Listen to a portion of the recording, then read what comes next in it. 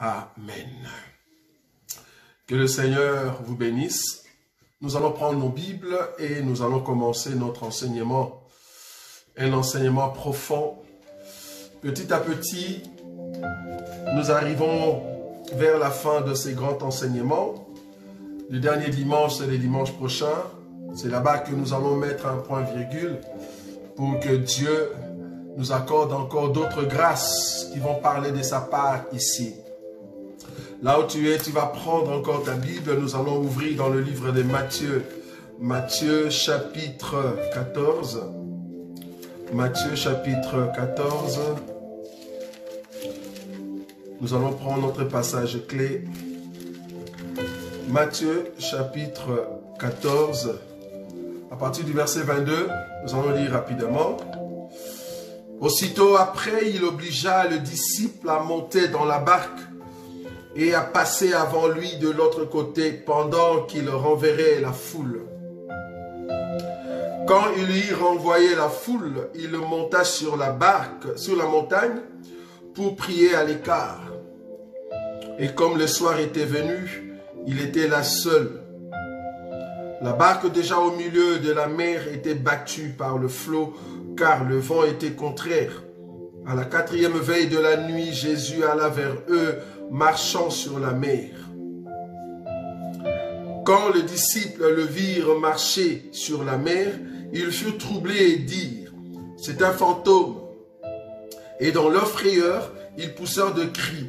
Jésus leur dit aussitôt, « Rassurez-vous, c'est moi, n'ayez pas peur. » Pierre lui répondit, « Seigneur, si c'est toi, ordonne que j'aille vers toi sur les eaux. » Et il lui dit, « Viens, Pierre. » Pierre sortit de la barque et marcha sur les eaux pour aller vers Jésus.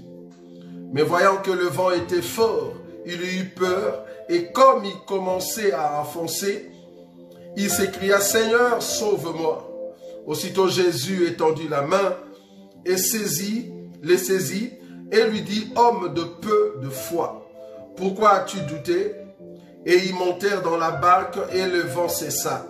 Ceux qui étaient dans la barque vinrent adorer Jésus et dire, « Tu es véritablement le Fils de Dieu. » Après avoir traversé la mer, ils vinrent dans le pays de Génézareth ou Bethsaïda. Les gens de ces lieux, ayant reconnu Jésus, envoyèrent des messagers dans tous les environs et on lui amena tout le malade. Ils le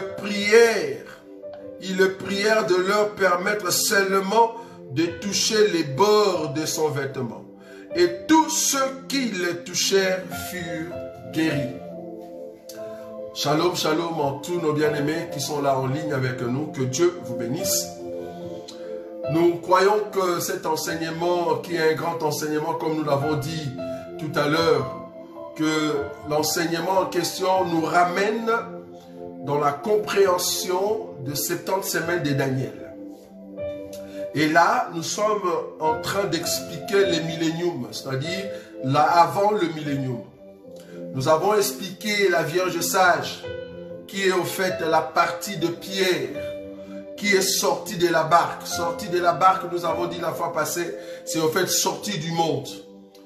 Une personne, les gens, l'église qui vont sortir du monde, ce sont le peuple qui vont aller au ciel. Ce peuple-là, nous avons dit, ressemble au fantôme. Pourquoi? Parce que le fantôme marche sur la mer. Pierre aussi a marché sur la mer. Donc, le peuple qui vont sortir de la barque, c'est le peuple qui ressemble au fantôme, qui ressemble au Seigneur Jésus. C'est ça la Vierge sage.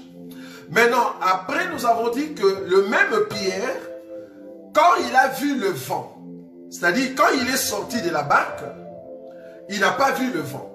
Il a commencé à marcher. Donc, le Pierre qui marche sur la mer, c'est la Vierge sage.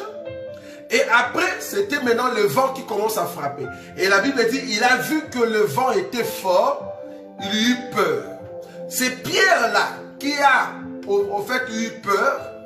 Ça, c'est la Vierge, la partie de la Vierge folle qui va rater l'enlèvement. Et cette Vierge folle va commencer, au fait, à s'enfoncer. Vous voyez? Il va commencer à enfoncer dans l'eau. Ça, c'est la mort attestée de la Vierge folle. qui va mourir. Vous voyez? Pourquoi? Parce qu'il y avait les vents. Et dans la frayeur, elle va commencer au fait à enfoncer, c'est-à-dire mourir. Or, le vent en question, c'est au fait l'ennemi, le diable, l'antéchrist, au fait, qui va mettre en place un système pour tuer tous ceux qui ont, au fait, la parole de Dieu. Ça, c'est la Vierge folle. Remarquez une écriture, juste dans le verset... dans le verset 32. Remarquez, Matthieu chapitre 14, le verset 32. Et ils montèrent dans la barque et le vent cessa. Nous avons expliqué que le vent qui cesse ici, c'est toute une personne, c'est tout un esprit. C'est en fait le diable, l'ennemi. Mais ce vent va cesser quand Jésus va venir, va entrer dans la barque. Vous voyez? Or, Jésus qui entre dans la barque, c'est Jésus qui revient dans le monde. Vous voyez? Donc, sortir de la barque, c'est sortir du monde. Rentrer dans la barque, c'est revenu dans le monde. Or, quand Jésus viendra comme roi sur la terre, dans ce monde, c'est là-bas que le vent va cesser. Or, les vents qui cessent, c'est en fait les diables qu'on va attraper et enfermer. Vous voyez? Pendant 1000 ans. Pour que le Seigneur Jésus règne pendant 1000 ans. Parce que le vent n'aura plus le pouvoir, le vent ne va plus faire peur aux gens. C'est ce qu'on a dit la fois passée.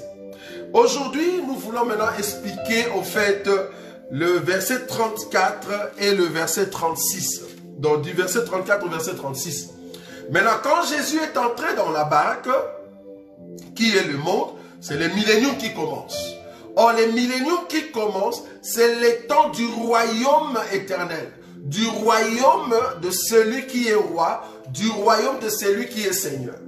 Quand Jésus viendra pour régner pour le millénium, ça sera le royaume des dieux. Vous voyez? Or, pendant ce temps-là, ça sera la guérison, la délivrance du monde. Tous ceux qui vont vivre pendant ces temps-là, ça sera le temps où Dieu va au fait expier, enlever au fait tout ce qui est mauvais esprit, parce que le pouvoir de Satan ne va plus agir. Donc du coup, ça sera un temps de la guérison, de la délivrance. C'est pour cela l'Écriture dit, le verset 36, « Ils prièrent de leur permettre seulement de toucher les bords de son vêtement. » Le vêtement en question qu'on est en train de toucher ici n'est rien d'autre qu'en ces temps-là, le roi éternel. Tous ceux qui vont adorer ce roi-là, hein, par rapport, je crois, à l'Écriture 33, ceux qui étaient dans la barque vinrent adorer Jésus et dit, « Tu es véritablement le Fils de Dieu. » Ah, donc le royaume des fils de Dieu, le royaume de Jésus, ça sera un royaume de délivrance, un royaume de salut pour le peuple. Alors le vêtement qu'on va toucher, c'est au fait la personne du roi. Le roi qui va régner éternellement pendant ce temps-là de millénium. Vous voyez? Donc la robe ici représente tout un homme. Comprenez qu'on a touché la robe pour être guéri. Mais Jésus qui est au fait, qui incarne la totalité de Dieu, c'est ça le roi éternel. Le roi sera physique pendant le millénium. Le roi éternel sera physique. Pourquoi? C'est Zacharie, je crois qu'il est dit. C'est Zacharie qui nous a dit ça, parce que ça sera un roi physique que beaucoup de présidents ou des autorités vont le voir. On va le voir physiquement, ça va? Regardez ce que Zacharie nous dit. Zacharie nous dit ceci. Zacharie chapitre, on l'avait lu la fois passée, Zacharie chapitre 14. On va prendre le verset 16. Tous ceux qui resteront de toutes les nations venus contre Jérusalem monteront chaque année pour adorer le roi, l'Éternel des armées. Vous voyez? Ils vont commencer à monter à Jérusalem pour venir adorer le roi, l'Éternel des armées. Donc ça sera le royaume éternel, le royaume des dieux. Mais le royaume des dieux, c'est le roi qui va incarner cela. Et le roi sera physique. Les autorités de ce temps-là, pendant le millénium, verront notre roi, notre Seigneur, comme ça. Il ne sera pas spirituel dans le sens où c'est un esprit. Non, il sera physique. Mais à l'intérieur duquel il y a la totalité des dieux. Vous voyez? Donc je suis en train d'expliquer que l'habit en question, c'est le roi. Mais à l'intérieur du roi, il y a la plénitude de Dieu. C'est ça, au fait, l'habit qui est le roi. Et dans l'habit, il y a Jésus. Jésus représente la plénitude et l'habit représente le roi qui sera en ces temps-là. Ça va? Donc, tous ceux qui vont croire en ces rois-là, tous ceux qui viendront pour adorer ce roi, la pluie tombera dans leur maison. D'ici, dans l'écriture de Matthieu, on a dit, ils ont touché seulement le vêtement et tous ceux qui ont touché ce vêtement, ils ont reçu la guérison. Donc, tous ceux qui vont venir auprès de ce roi-là, pour l'adorer, il y aura la bénédiction dans leur pays. Zacharie l'a dit. Le verset 17. Le verset 17. Non, le verset 16 encore. Tous ceux qui resteront de toutes les nations venues contre Jérusalem monteront chaque année pour adorer le roi l'Éternel des armées et pour célébrer la fête des tabernacles. S'il y a de familles de la terre, écoutez, s'il y a de familles de la terre qui ne montent pas à Jérusalem pour adorer le roi, l'Éternel des armées, la pluie ne tombera pas sur elle. Donc, si tu adores le roi, l'Éternel des armées, la pluie tombera. Donc, le roi incarne Dieu. Et Dieu à l'intérieur du roi, c'est ça, Jésus à l'intérieur d'un habit. Donc, l'habit, c'est le roi. Et à l'intérieur de cet habit, il y a Jésus qui est la plénitude de Dieu. Vous voyez? C'est le royaume éternel. Je vais prendre encore une autre écriture pour expliquer l'habit. Je vais prendre Daniel. Daniel. Je vais prendre Daniel rapidement. Daniel chapitre... Je vais trouver... Supportez-moi. Voilà. Je prends Daniel. Daniel chapitre... Alors, je vais trouver rapidement cette écriture.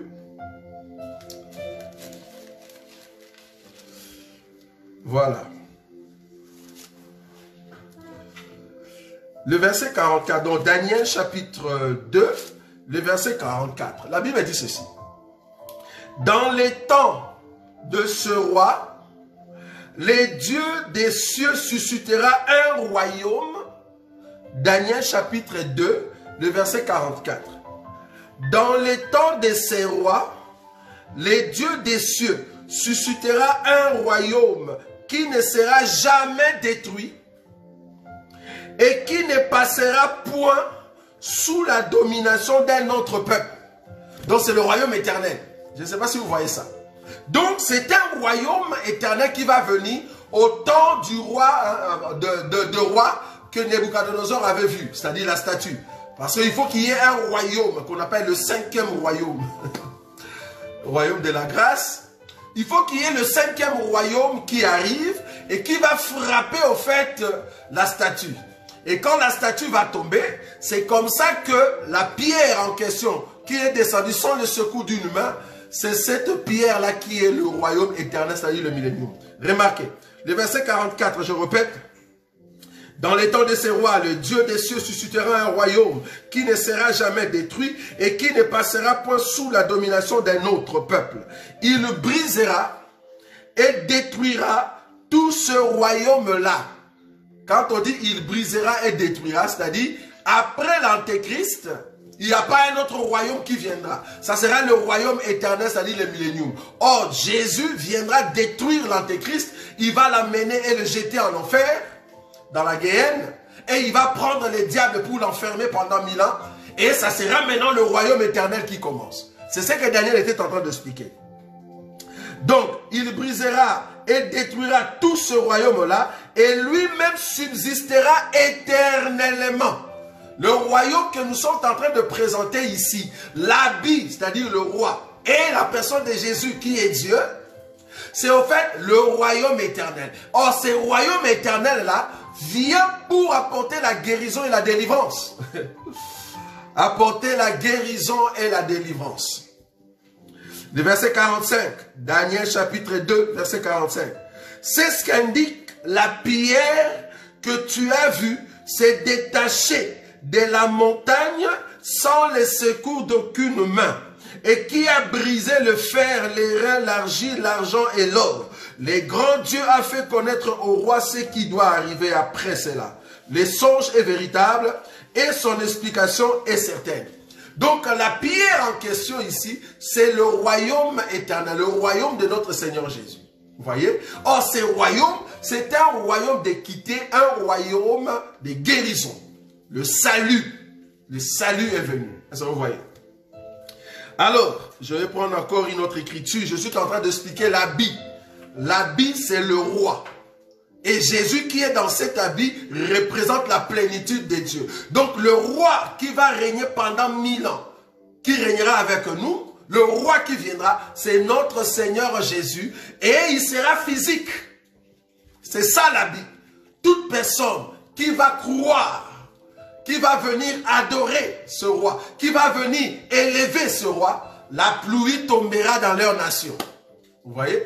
Parce que le diable sera arrêté, personne ne va se tourner vers le vaudou. Il n'y aura plus de sorciers. Non, il n'y aura plus de vaudou. Parce que tous ces esprits-là n'auront plus de puissance. Parce que le diable a été arrêté. Et l'antéchrist a été jeté dans la guéhenne. Ça sera en fait une année, ça sera le millénium, les temps de paix et de grâce. Et de salut pour toutes les nations. Pendant ces temps-là. Bien que nous sommes le peuple de Dieu, nous vivons avec Dieu, mais il y aura d'autres nations sur la terre. Il y aura d'autres nations sur la terre, il n'y aura pas que nous. Quand on va revenir lors de l'enlèvement, nous allons trouver des êtres. Nous allons trouver d'autres peuples. Quand nous allons revenir, le Congo sera là. Quand nous allons revenir, la Belgique sera là. La Belgique sera là. Nous allons le trouver. Donc le Seigneur Jésus qui revient, qui viendra avec nous avant de commencer le millénium, lui qui est le roi, l'habit qui apporte la guérison et le salut, nous allons trouver des nations sur la terre. Or, ces nations-là vont se tourner pour adorer le roi, notre Seigneur. Mais cela ne veut pas dire qu'ils seront peuple de Dieu. Non. Ils seront en fait des créatures sur la terre et qui croient à un seul esprit, parce qu'il n'y aura qu'un seul esprit à ce moment-là, le diable sera lié. Le diable n'aura pas la force. C'est Jésus qui va régner pendant le millénium. Et il y a même une écriture, je vais le prendre. C'est une écriture que j'aime beaucoup. Ça va se passer pendant le millénium. Remarquez. Ésaïe chapitre, je crois 65. Je vais le prendre. Ésaïe chapitre 65, je crois. Voilà. Ésaïe chapitre 65. Ésaïe chapitre 65. Je prends le verset 23 et je descends. Ésaïe chapitre 65, le verset 23.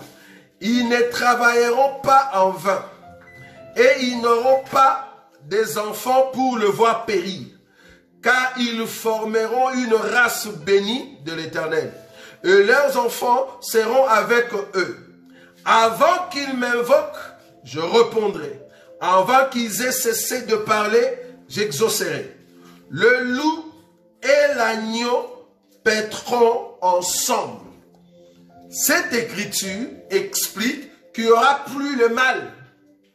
Donc, quand l'habit de Jésus est en train de guérir le peuple, c'est au fait le millénium qui commence. Toute personne qui vient avec des problèmes trouve la solution. Et pendant ces temps-là, le diable n'a pas le pouvoir, donc le loup et l'agneau, ils peuvent paître ensemble.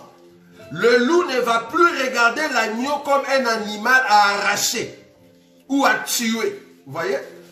Donc, du coup, la sorcellerie n'existera plus. J'aime ça. Parce que c'est le millénium, bien aimé. C'est le temps où aucun démon a le pouvoir. Aucun esprit maléfique ne peut encore agir. Parce que c'est le millénium. Est-ce que vous voyez cela? Je continue, verset 25. Le loup et l'agneau paîtront ensemble. Les lions, comme les bœufs, mangera de la paille. Et le serpent aura la poussière pour nourriture. J'aime ça. J'aime la Bible parce que la Bible est tellement bon. Quand nous disons aux bien-aimés qui nous suivent que Jésus-Christ, lui aussi, il est le serpent. Jésus est le serpent. Comprenez que le serpent de Genèse, qu'on appelle le diable, le serpent ancien, avant le millénium, il sera arrêté. Oh, dans Genèse, je vais prendre cette écriture. Genèse chapitre 3. Genèse chapitre 3, c'est ça? Oui. Genèse chapitre 3. Je prends le verset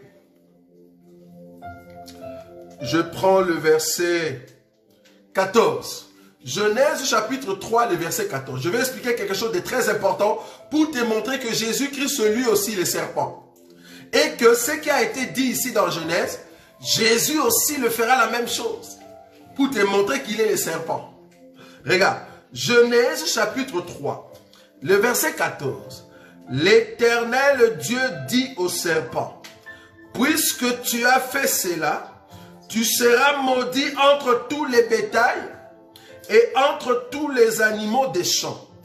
Tu marcheras sur ton ventre et tu mangeras de la poussière tout le jour de ta vie.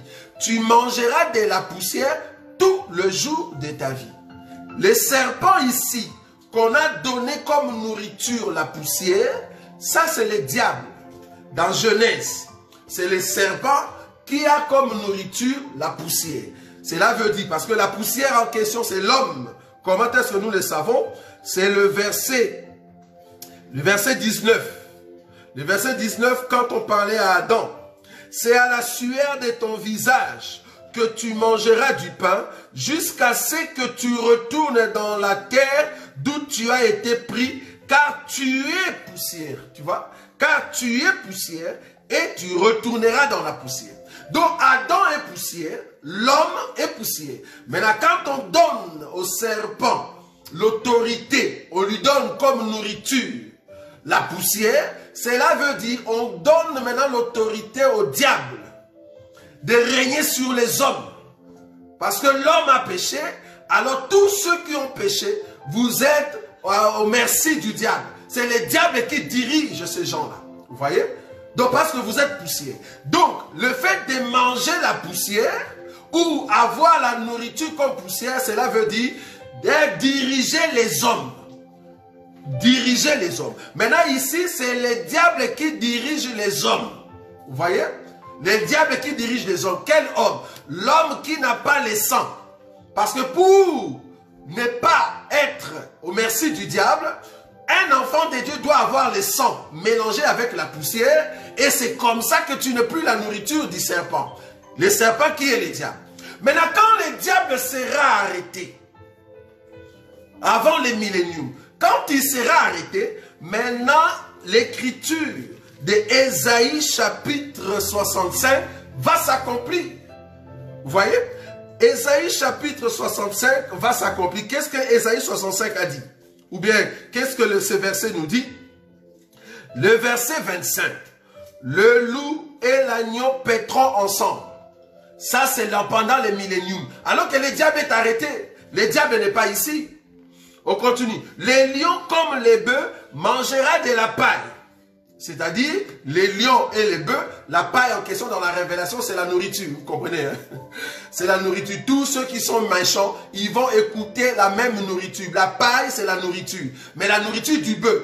Donc, tous ceux qui sont de la famille du bœuf, les lions qui étaient sauvages, qui étaient un animal des champs, va manger la nourriture de ceux qui sont à l'étable, à ceux qui sont dans le bétail, dans la famille de bétail. C'est-à-dire, en ces temps-là, tout le monde mangera notre nourriture. Parce que nous mangeons la paille. Nous sommes de la famille de bétail. Vous voyez? Nous sommes la famille de bœufs. Notre nourriture à nous, c'est ça la nourriture qui sera répandue sur toute la terre pendant le millénium. C'est l'enseignement de paix, l'enseignement de l'assurance. C'est ça la paille. Maintenant, remarquez la troisième partie. Et les serpents, vous voyez? Et les serpents aura la poussière pour nourriture. Ces serpents ici, ce n'est pas les diables. Ce n'est pas les diables. Vous voyez? Les serpents en question, ce n'est pas les diables. Donc, c'est très important de comprendre ces serpents ici. Les serpents qu'on parle ici, alors que nous sommes pendant les milléniums, ce n'est pas les diables. Parce que les diables est déjà arrêté. Pendant 1000 ans, arrêté. Donc, les serpents en question ici, qui aura au fait comme poussière, comme nourriture, pardon, la poussière, c'est-à-dire qui va diriger les hommes. Les serpents en question, c'est notre Seigneur Jésus. Dans ces livres ici, dans Ésaïe chapitre 65, le verset 25, les serpents ici, c'est notre Seigneur Jésus, ce n'est pas les diables. Quand tu lis ça, il ne faut pas lier cette écriture avec Genèse, non. Les serpents qui est ici, c'est notre Seigneur Jésus, c'est lui qui va diriger tous les hommes. C'est lui qui aura la nourriture, la poussière comme nourriture, c'est-à-dire, il va diriger les hommes. Ça, vous voyez ça? C'est très important. Écoutez maintenant la fin. Il ne se fera ni tort, ni dommage sur toute ma montagne sainte, dit l'Éternel. La montagne sainte, c'est au fait le royaume. C'est le royaume. C'est ça la montagne sainte. C'est le royaume éternel. Vous voyez?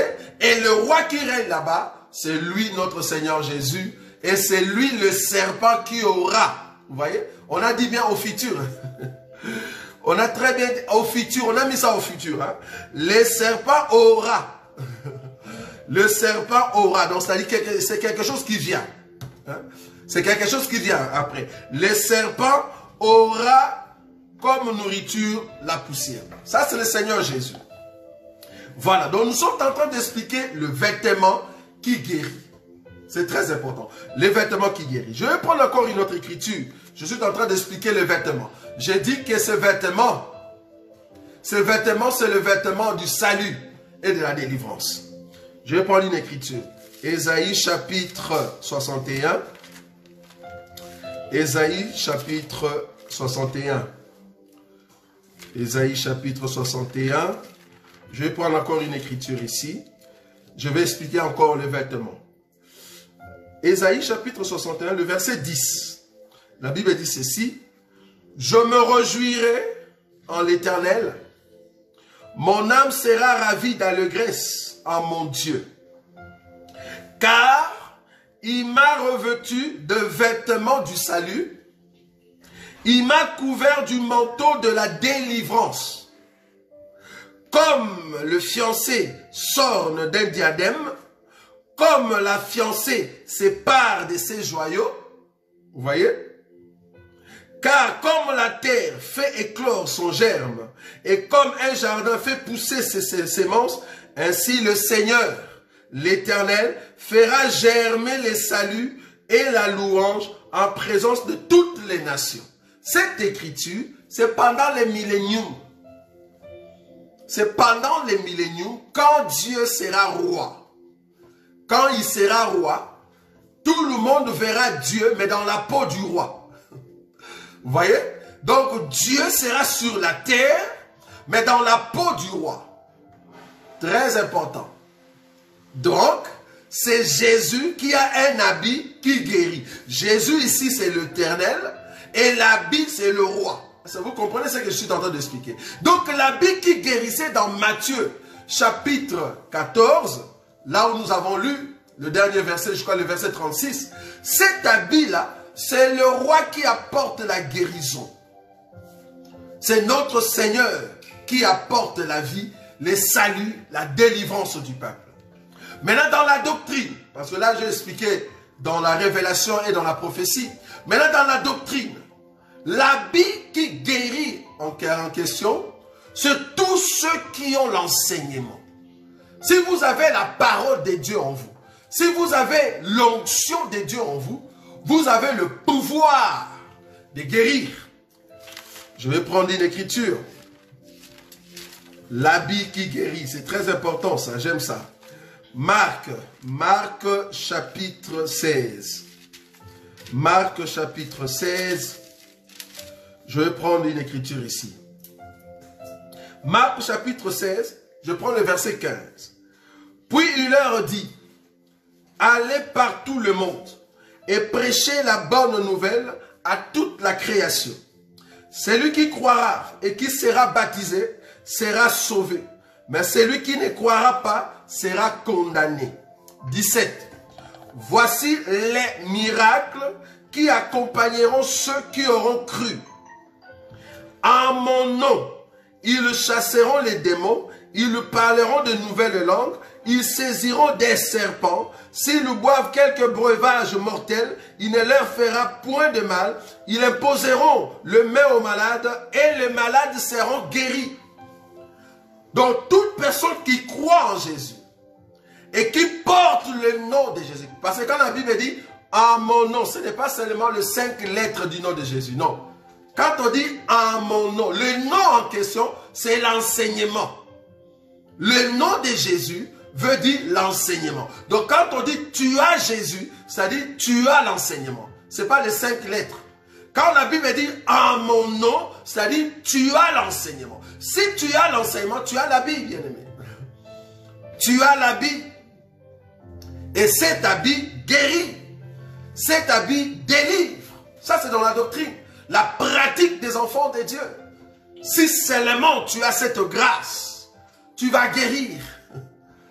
Tu vas faire de miracles. Mais la question, c'est de se dire, est-ce que tu crois? Tous ceux qui auront cru, il faut croire d'abord. Croire en quoi? Croire que ce que Jésus a dit est vrai. Et d'abord, c'est pas toi qui vas faire le miracle. C'est pas toi. Parce que l'habit qu'on a touché et qui a amené au fait de la guérison, c'est pas l'habit qui guérit. Mais c'était le Seigneur Jésus. C'était l'habit de Jésus qui guérissait. Donc quand toi, tu guéris ou tu manifestes ta puissance, en réalité, ce n'est pas toi, c'est la personne qui est en toi qui guérit. Toi, tu n'es qu'un habit. Nous sommes l'habit de Jésus. Et quand nous amenons la guérison, c'est parce que Jésus est en nous. Vous voyez doctrinalement comment il faut le présenter. Nous sommes un habit éclatant. J'aime ça. Habit éclatant. Et cet habit amène la guérison en Christ Jésus. Vous voyez?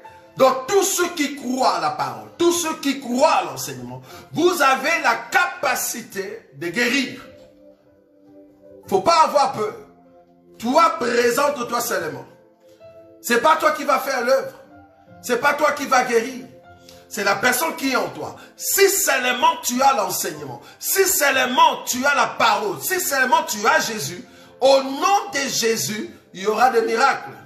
La guérison sera là. C'est très important. Je suis en train d'expliquer au fait l'habit. Cet habit qui amène la guérison dans la vie du peuple. Aujourd'hui, l'habit c'est toi. Aujourd'hui, l'habit c'est moi. Quand je manifeste la puissance, quand je parle au peuple, quand j'annonce Jésus au peuple, il y a de miracles qui se passent. C'est parce que je ne suis qu'un habit. Je ne suis qu'un habit. Je vais prendre encore une écriture. Une écriture pour te prouver au fait la différence entre l'habit. Je suis dans la doctrine. Hein, la différence entre l'habit et la voix. La voix qui est en toi. Ça va? Remarque, je suis dans le livre de Jean, c'est juste. Jean chapitre 1er. Jean chapitre 1er. Jean chapitre 1er. Alors, je vais chercher cette écriture. Où ça se trouve? Alors, Jean chapitre 1er, je prends le verset 15. Jean chapitre 1er, le verset 15. La Bible dit, Jean lui a rendu témoignage et s'est écrié, c'est celui dont je dis, celui qui vient après moi m'a précédé, car il était avant moi. Et nous avons tous reçu de sa plénitude et grâce sur grâce. Car la loi a été donnée par Moïse, la grâce et la vérité sont venues par Jésus-Christ. Je prends cette écriture et puis je rajoute le verset 24. Ceux qui avaient été envoyés étaient des pharisiens. Jean chapitre 1er, le verset 24. Ceux qui avaient été envoyés étaient des pharisiens. Ils lui posèrent encore cette question. Pourquoi donc baptises-tu si tu n'es pas le Christ, ni Élie? Ils lui posèrent encore cette question. Pourquoi donc baptises-tu si tu n'es pas le Christ, ni Élie, ni le prophète? Le verset 26. Jean leur répondit, moi je baptise d'eau, mais au milieu de vous, il y a quelqu'un que vous ne connaissez pas, qui vient après moi. Je ne suis pas digne de délier la courroie de ses souliers. Ça va? Je rajoute cette écriture avec Matthieu, je crois Matthieu chapitre 3. Matthieu chapitre 3. Et je vais expliquer quelque chose de très important ici pour comprendre que toi, tu n'es qu'un habit. Et ce qui est en toi, c'est au fait la plénitude de Dieu. Jésus. Voilà, Matthieu chapitre 3. Matthieu chapitre 3, la Bible dit, à partir du premier verset. En ces temps-là parut Jean-Baptiste prêchant dans le désert de Judée. Il disait, répentez-vous. Il disait, répentez-vous, car le royaume des cieux est proche. Jean est celui qui avait été annoncé par Ésaïe le prophète lorsqu'il dit, c'est ici la voix de celui qui crie dans les déserts. Donc Jean-Baptiste était la voix d'une personne. C'est comme si on prenait ma voix et on prend ma voix, on le met, on forme un corps et on donne à ma voix. Est-ce que vous voyez cela? Jean-Baptiste était la voix. Jean-Baptiste était la voix de celui qui crie dans les déserts. C'est-à-dire, il y avait quelqu'un qui criait dans les déserts, et cette personne avait une voix, mais une voix qui a un corps. Et Jean-Baptiste, c'est le corps en question. Est-ce que vous voyez? Or, nous sommes les habits de Jésus. Jésus a un habit qui s'appelle toi. L'habit de Jésus, c'est moi. Donc, quand nous manifestons, donc c'est comme si, quand Jean parlait, c'était la personne qui criait dans le désert qui parlait. Vous voyez? Donc, ce n'était pas Jean. C'était cette voix-là qui parlait. Jean devait seulement ouvrir sa bouche et la voix commençait à parler. C'est comme toi. Tu es un habit. Et cet habit va se présenter devant un malade. Quand tu commences à prier, comme tu es l'habit d'une personne, c'est la personne en question qui va guérir. Je suis en train de t'amener à comprendre que tu es puissant. À te dire que tu es grand et que tu peux faire des grandes choses. Vous voyez? Donc il suffit seulement que tu te présentes quelque part.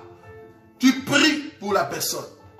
Même si tu ne vois rien, toi crois seulement que tu es d'abord un habit de Jésus et c'est Jésus qui va guérir. Et c'est comme ça que le miracle s'opère. C'est très important ce que nous sommes en train de dire. Jésus est redoutable. Je reviens encore dans Matthieu. Matthieu chapitre 14. Matthieu chapitre 14. Le verset 34. La Bible dit ceci. Après avoir traversé la mer, ils vinrent dans le pays de Génézareth. C'est ça Bethsaïda.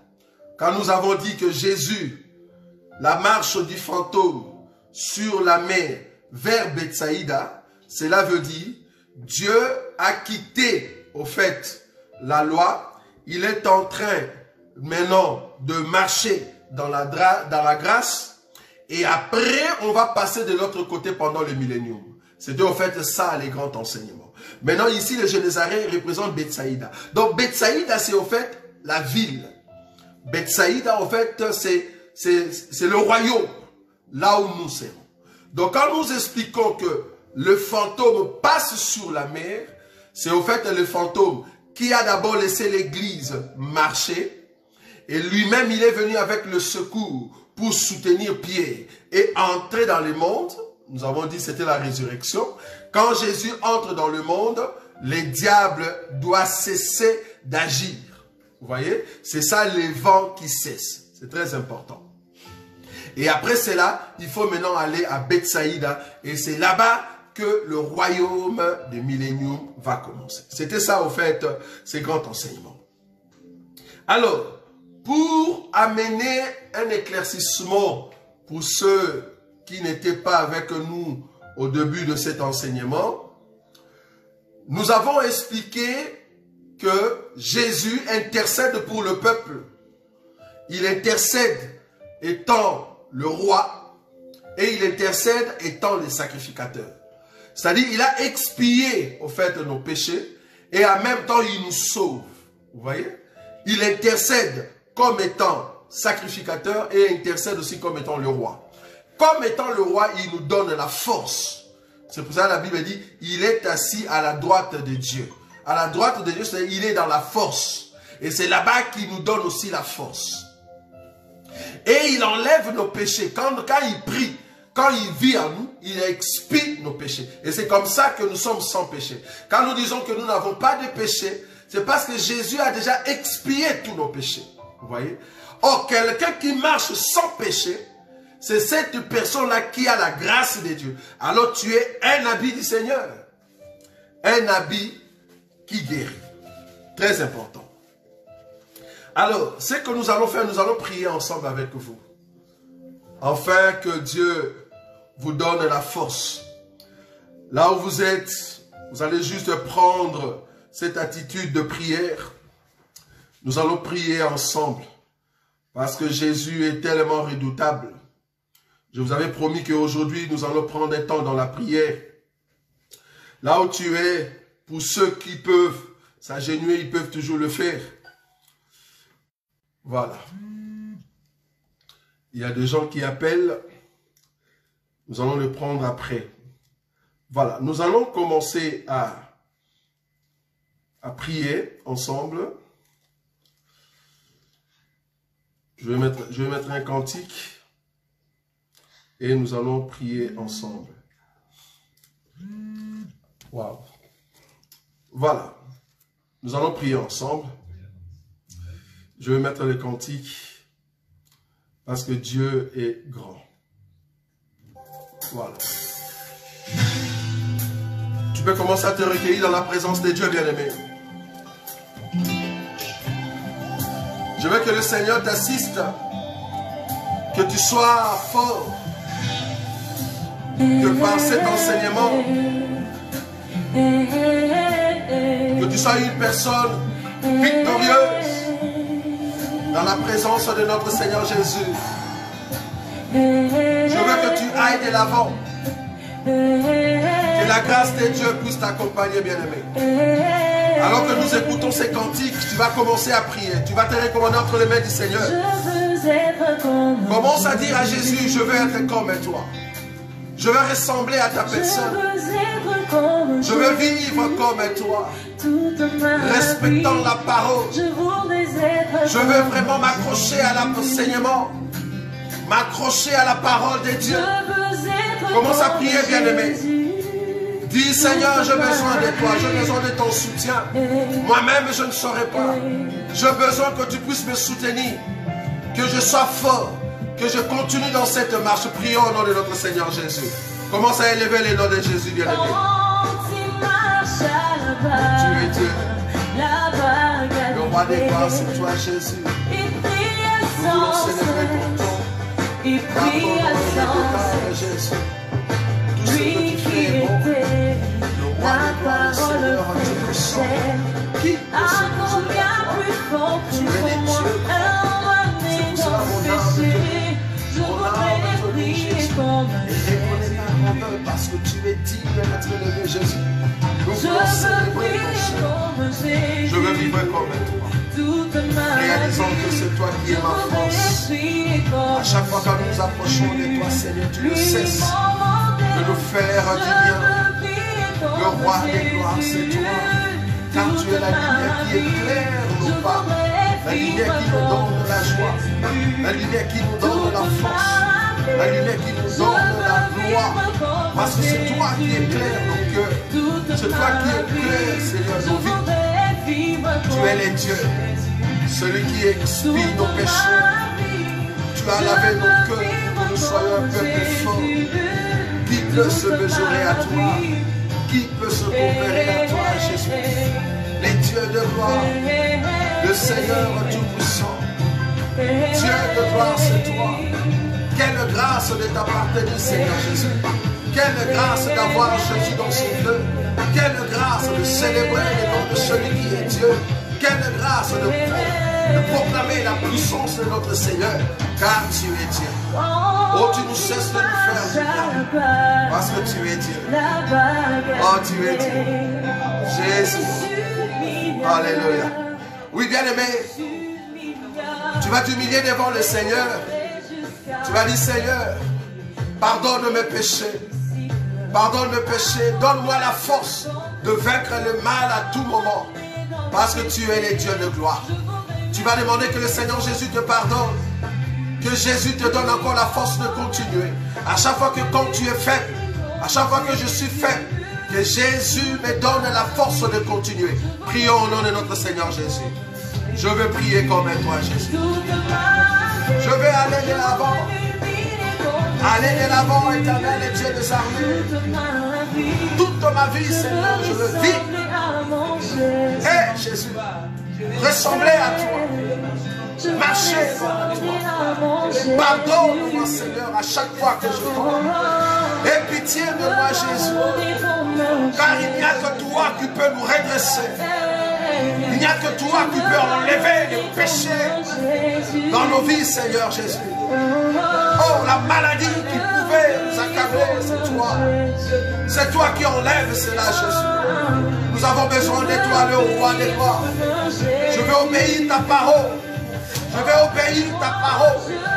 Je vais marcher avec toi. Marcher avec toi, le roi des gloires. Vivre réellement la parole parce que tu es Dieu. Et ta parole ne cesse de nous donner la joie. Pardonne mon âme, Seigneur. Pardonne mon esprit. Pardonne ma vie, Jésus. Je veux te suivre. Je veux aller de l'avant avec toi, le roi des gloires. Car tu es le puissant maître de l'univers. Je veux ressembler à toi. Ressembler à Jésus. Ressembler à ce roi des gloires. Car tu es le puissant. Oh Dieu de gloire. Dieu est tout puissant. Quelle grâce de s'approcher de ton Saint-Trône. Jésus, le roi des gloires. Oh Dieu tout puissant. Quelle grâce de s'approcher de toi. Oh, tu es Dieu. Tu es le Dieu de gloire. Jésus, tu es le Dieu. Oui, bien aimé, continue à prier. Continue à prier, célèbre le roi des gloires. Tu vas commencer à adorer ces dieux. Adore le roi des gloires. Proclame la puissance du nom de Jésus. C'est lui qui est le roi dans ta vie. Abandonne tes enfants entre les mains du Seigneur. Que Jésus soit au centre de ta vie. Que Jésus soit au centre de tes enfants. Que Jésus soit au centre de tes affaires. Que Jésus soit au centre de tout ce que tu fais. Élève Jésus, bien-aimé, élève Jésus. Oh, roi des gloires, nous t'élèvons. Je veux que ma vie ressemble à toi. Que mes enfants ressemblent à toi. Nous voulons être comme toi. Nous voulons proclamer que Jésus est Seigneur. Nous voulons proclamer que tu es Dieu. C'est pour cela, ma famille, Seigneur, célébrera toi. Parce que c'est toi qui mérites toutes choses. Je veux être comme toi. Je veux briller comme toi. Je veux prier comme toi. Je veux chanter comme toi. Je veux vivre comme toi.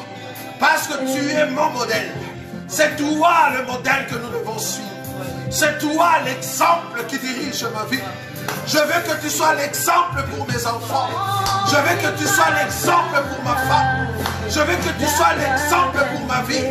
Je veux que tu sois l'exemple pour mon existence. Car tu es le Dieu grand et redoutable. Celui qui ne change pas. Celui qui est élevé au-dessus de toutes choses. Celui qui apporte le pardon dans nos cœurs. Celui qui apporte la force dans nos vies. Celui qui résout nos problèmes.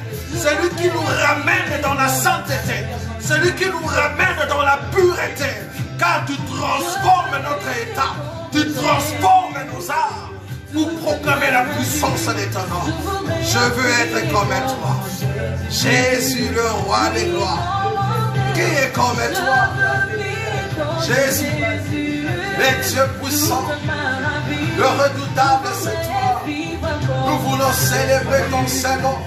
Célébrer le nom de celui qui est éternel. Oh, quelle grâce de t'appartenir, Jésus. Merci pour ta bonté. Tu ne cesses de nous faire du bien parce que tu es Dieu. Alléluia. Oh Jésus, tu es bien. Oui, bien-aimé, tu vas encore prier. Tu vas prier, tu vas recommander tous les saints partout dans le monde entre les mains du Seigneur. Nous savons que le diable s'est levé en ces temps de la fin pour persécuter le peuple de Dieu, pour ramener beaucoup encore dans la faiblesse. Mais il n'y a que Jésus qui peut nous fortifier. Tu vas prier que le Seigneur nous donne la force de continuer la marche jusqu'à la fin. Prie, bien-aimé, intercède pour ton frère, pour ta soeur en Christ, afin que Jésus nous donne la force. Prie, commence à prier maintenant. Alléluia. Jésus. Alléluia. Il n'y a que toi qui nous donne la force. Je recommande mon bien-aimé entre tes mains, Seigneur. Oh, tu as dit dans ta parole que ceux qui sont forts soutiennent ceux qui sont faibles. Nous venons, Seigneur, par la prière, encore de soutenir nos bien-aimés qui sont encore faibles dans la foi, afin que tu puisses leur donner encore la force de continuer, car tu es le Dieu, c'est lui qui change nos vies. Il n'y a que toi qui peux donner la force dans le cœur de nos bien-aimés, car tu transformes le cœur de ceux qui s'approchent de ta parole. Il n'y a que toi qui peux nous relever, Seigneur. Celui qui relève l'indigent, c'est toi. Celui qui relève le faible, c'est toi. Celui qui relève ceux qui sont fatigués, c'est toi.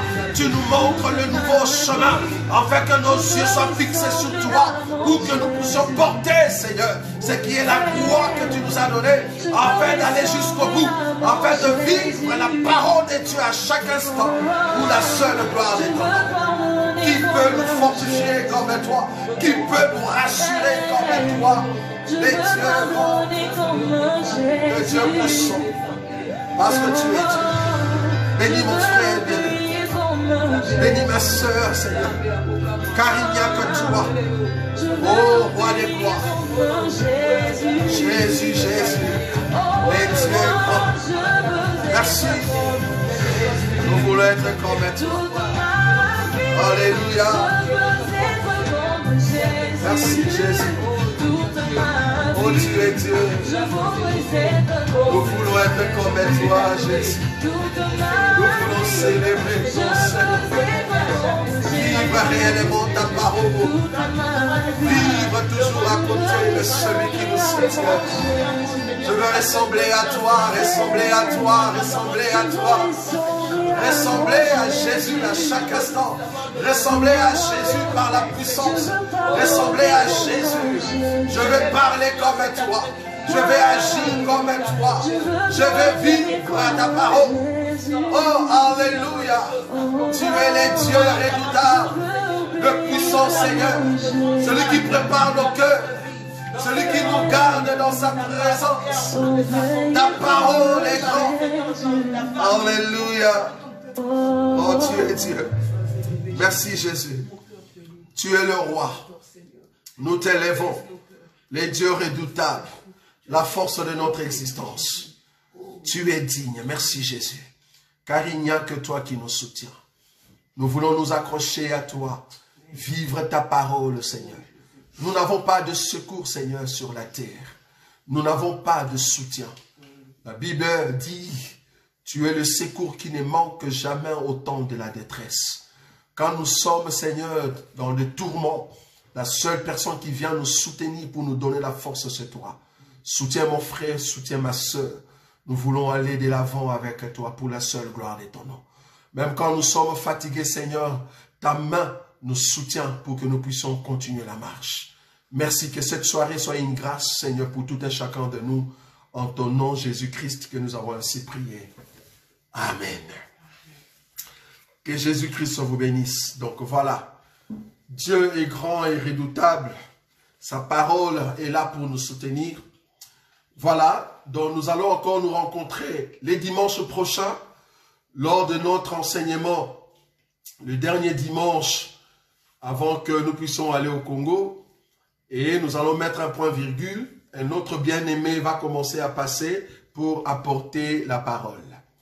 Nous communiquer que demain, lundi et mercredi, nous avons nos temps de prière avec notre frère Tim Banteke. Ce sont des moments redoutables. En tout cas, ne manquez pas ces temps-là, c'est très important. Dieu est en train d'agir, Dieu est en train de guérir beaucoup, c'est très important, ne manquez pas. Le vendredi, nous aurons notre émission Bi Yemba Yemba Ubite Atea. Et le dimanche, nous aurons notre enseignement sur la marche du fantôme sur la mer vers Bethsaïda. Et c'est là-bas que nous allons mettre un point virgule. Alors, en ce qui concerne la salle, donc nous sommes toujours en train de chercher la salle. Nous sommes partis aujourd'hui voir une salle, ça se trouve à Strombeek. À Strombeek, c'est une salle qui est très belle, hein, donc avec beaucoup de conditions favorables, surtout pendant ces temps de Covid, c'est très important. Donc nous l'avons, en tout cas, nous avons aimé, mais le seul inconvénient, j'ai bien dit le seul inconvénient, s'il faut l'appeler ainsi, hein, en tout cas pour moi, je ne trouve pas ça comme inconvénient. Mais le seul inconvénient qu'on peut avoir, pour ceux qui sont à Bruxelles, pour toute personne qui habite Bruxelles, pour arriver au fait là où la salle se trouve, l'arrêt, là où vous allez descendre jusqu'à arriver à la salle, ça peut vous prendre facilement 20 minutes en marchant. C'est quand même beaucoup. Donc 20 minutes en marchant, pour ceux qui sont qui prennent de Stib, c'est-à-dire qui sont dans la ville de Bruxelles. Mais pour toute personne qui aimerait utiliser des lines, alors là c'est plus facile, c'est vraiment à 3-5 minutes de l'arrêt des lines. Et en plus il y a 5 bus qui passent par là, 5 bus des lines qui passent par là, donc on a la possibilité soit de prendre des lines, ou ceux qui aimeraient prendre le tram, c'est le tram 3. Le dernier arrêt, c'est l'arrêt Esplanade. Donc, vous descendez à l'arrêt Esplanade. Et pour aller jusqu'à la salle, ça prend 20 minutes. En tout cas, pour moi, je ne trouve pas ça comme inconvénient. Mais nous allons encore en discuter avec des bien-aimés pour voir si nous pouvons l'avoir ou pas. Mais en tout cas, pour moi, je suis déjà partant. C'est une très belle salle. Il y a vraiment des conditions attirantes, hein, comme on dit. Donc, attractives, s'il faut l'appeler ainsi.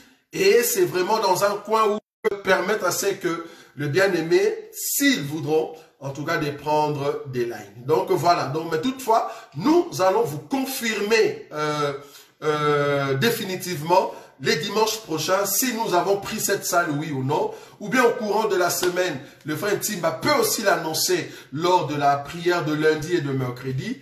Et en tout cas, si tel est le cas, c'est la salle qu'on va avoir. Mais il faut comprendre que nous ne pouvons pas l'avoir directement. Il faut faire asseoir beaucoup de choses au départ. Et c'est comme ça que nous pouvons prendre cette salle. Mais je vous dis déjà que c'est une très belle salle. Donc voilà. C'était ça nos communiqués, en tout cas nos salutations à tout le monde, pour nos bien-aimés qui sont à Paris, qui sont en Espagne, États-Unis, Canada, Congo, Kinshasa, partout. Que le Seigneur de gloire vous bénisse. Nous allons nous rencontrer demain à partir de 21 h avec notre frère Tim Banteke lors de nos séances de prière. Shalom, shalom, shalom.